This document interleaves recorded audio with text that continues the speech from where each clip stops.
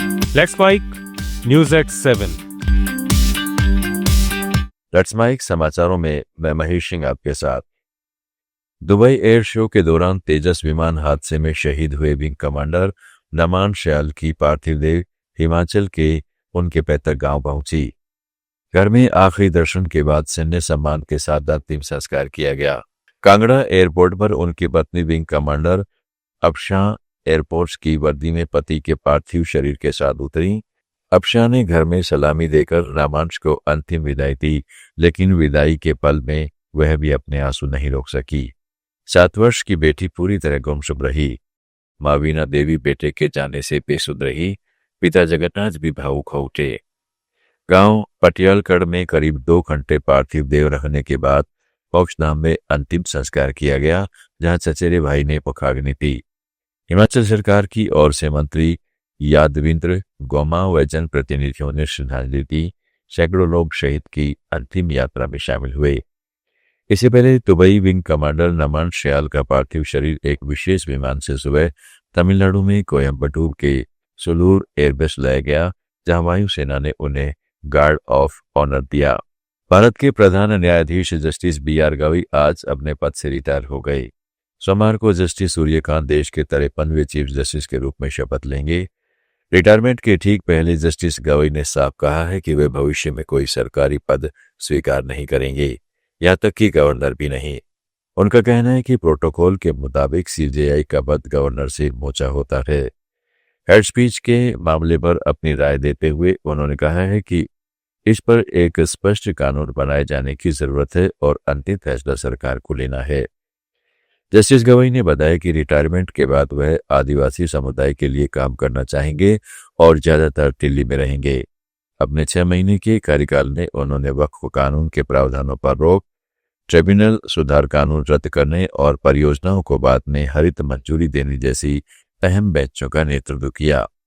संस्थान छोड़ते वक्त उन्होंने कहा कि 4 दशक की कानून यात्रा के बाद वह पूरी संतुष्टि के साथ न्यायपालिका को अलविदा कह रहे हैं। बिहार विधानसभा चुनाव में RJD की करारी हार के बाद जीतन राम मांझी ने तेजस्वी यादव पर सीधा हमला बोला है। सोशल मीडिया पर मांझी ने कहा है कि धरती पर डायनासोर वापस आ सकता है, लेकिन बिहार में RJD की वापसी अब नामुमकिन है।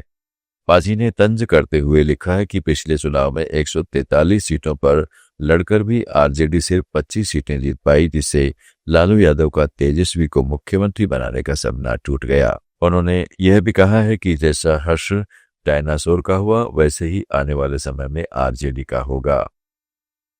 कांग्रेस अध्यक्ष मल्लिकार्जुन खड़गे ने SIR के दौरान BLO की मौत की खबरों पर गंभीर चिंता जताई है। उन्होंने कहा है कि काम के दबाव में जान गंवाने वाले BLO की वास्तविक संख्या सरकार द्वारा बताए गए आंकड़ों से कहीं अधिक है।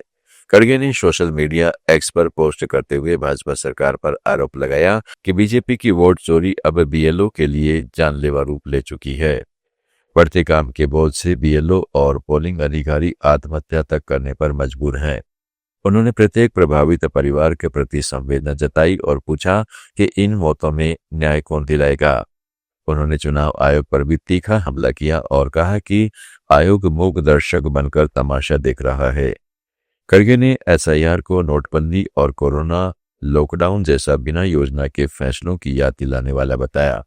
उनका कहना है कि अगर अब भी देश नहीं जागा तो लोकतंत्र के आखिरी स्तंभ भी गिर सकते हैं।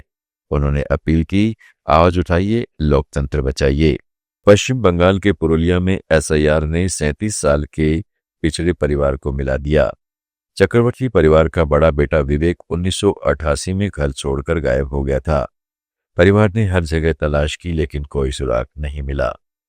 SIR के दौरान विवेक के छोटे भाई प्रदीप, जो PLO हैं, उनके नाम और मोबाइल नंबर फार्म पर छपे थे। इसी नंबर पर कोलकाता में रहने वाला विवेक का बेटा दस्तावेजों की मदद के लिए संपर्क करता है। बातचीत के दौरान कुछ ऐसी पारिवारिक बातें सामने आई जिन्हें सुनकर प्रदीप को एहसास हुआ कि वह अपने ही भतीजे से बात कर रहे हैं। इसके बाद 37 साल बाद दोनों भाइयों की आवाजें एक दूसरे तक पहुंची। विवेक ने भावुक होकर कहा, इस भावना को शब्दों में बयान नहीं किया जा सकता, मैं घर लौट रहा हूं।